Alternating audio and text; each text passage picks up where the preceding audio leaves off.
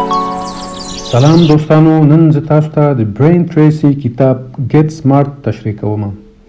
د دې کتاب 15 طریقې زه تاسو ته بیانوم چې څنګه کولی شئ چې هوښیار شئ.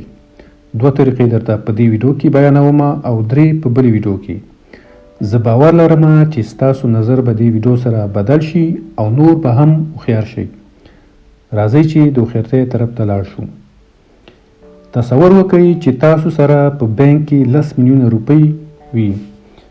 کیدای شي چې تاسو کې چا سره 10 میلیونه وي، خو داسې فکر وکړئ چې تاسو یوازې تر نه 2 لکه روپۍ راغستلی شئ او نور نه شئ.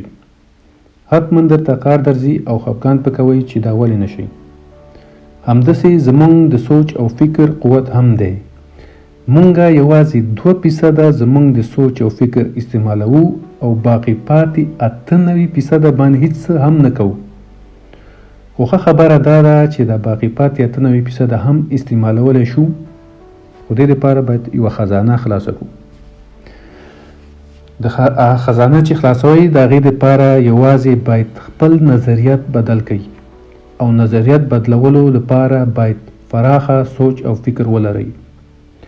هر کار یا هر موضوع ته په ذهن کې یو غټ عکس جوړوه او رکوټ او یا لنډ فکر مه کوه، ځکه ته چې غټ عکس جوړ کړي نو همدغه غټ شیونه به حاصل کوي، او که لنډ فکر کوئ رکوټي فکر کوئ نو همدغه کې به ګرځئ.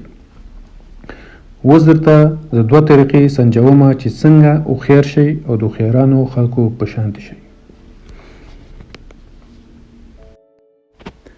اوله طریقه دا ده فلیکسیبل تینکینګ.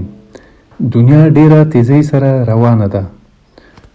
مثال، یو وخت کې کو فکر می تلیفون نه و، خلک خط یو بل ته لیږو، بیا تلیفون راووتو د کور، د هغې نه بعد موبایل تلیفون راووتو چې بهر د استعمالولی شو، او اوس چې دی سمارټ فون راووتو چې هر څه پکې کولی شي.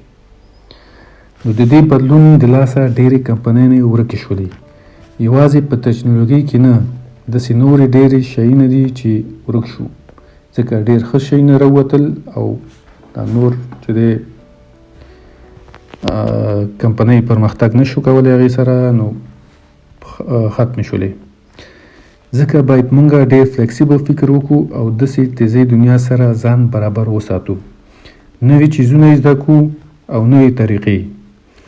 نوبل وینر اکونومیست ګیری بیکر په مطابق په امریکا کې 20% خلکو معاش په کال کې 11% جګیږي، د باقي پاقي 80% 3% جګیږي، ځکه دا 20% خلکو د نورو نوي چیزونو چې راځي زده کړه کوي او نورې نوې طریقې زده کوي، او دا 80% په هماغه پخواني چیزونو کې پاتې وي او زړې طریقې استعمالوي. ځکه چې کله د فری ټایم درلودو نو آرام یوازې مه کوه، لږ وخت کتاب او نورو چیزونو زده کړې ته ورکوه. دویمه طریقه دا ده چې کریټیو تینکینګ. مثال، تاسو په اول ځل باندې پخلی کوئ، نو یا به پکې مالګه زیاتوئ یا یو شی یا بل شی. نو اول ځل غلطیانې ډېرې کوئ، د هغې غلطیانو زده کړه کوئ، نو بل دفعه چې پخلی کوئ نو بیا ښایسته مزیداره پخلی کوئ. کریټیو فکر والا خلک په دنیا باندې راج کوي، ځکه کریټیو فکر والا خلک اسانه، تیز او په ښه طریقه باندې خپل منزل ته ځان رسوي. د دنیا ټول کاروبار د دیو په لاس کې دی. هغې چنی پرنسپل استعمالوي. چنی مطلب continuous and never ending improvement. دیو چې یو کار شروع کړي هغه هار نه مني تر څو پورې چې هغه سر ته نه رسولی. نو دې کې اولی راپاڅي خو کار سر ته رسوي. دا یو ډېر غټ دغه دی چې دیو هېڅکله هار نه مني. او دا نور خلک چې دي دیو منفي فکر لري، لکه دیو ته میکانیکل تینکینګ والا وي. دیو سره د ناکامۍ ویره وي چې غلطیانې به وکړو او یا به راپورې خلک وخاندي چې خلک بد شوي، د وخت او د روپو ویره ورسره وي چې روپۍ به مې بې ځای لاړې شي او وخت به مې خراب شي. نو په دې فکرونو سره هغې مخته نه ځي او په خپل کمفورټ زون کې اوسیږي، نو ځکه غریب پاتې. نو مثال تاسو کولی شئ چې یو رستوران ته لاړ شئ او وګورئ چې د دې مالک میکانیکل فکر والا دی یا کریټیو فکر والا دی. د مینیو کارت نه یې کولی شئ چې معلوم کړئ. په مینیو کارت کې به ټول زاړه خوراکونه وي او د کریټیو والا رستوران ته که لاړ شئ نو نوي خوراکونه به وي، نوي چیزونه به وي او ډېر خلک به هم ولره راځي، ځکه چې فراخه فکر کې نو خدای درته همدغه شانتې ډېره درکوي. که غواړې چې کریټیو تینکر شي نو دا 3 عادتونه ځان ته زده کړه. یو صاف منزل وسنجوه اولم،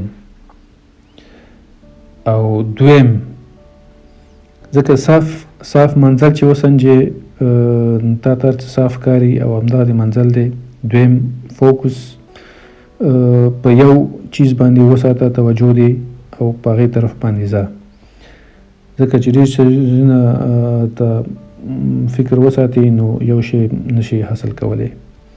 چې یو شی دې حاصل کو نو بیا دویم شي ته فوکس کوه او کنسنټریټ اوسه، فکر دې په کار واچوه او د سوشل میډیا کې او نور تلویزیون او یو شی بل شی ته ځان مه پرېږده چې ستا فکر غلط کړي او د کار نه دې وباسي.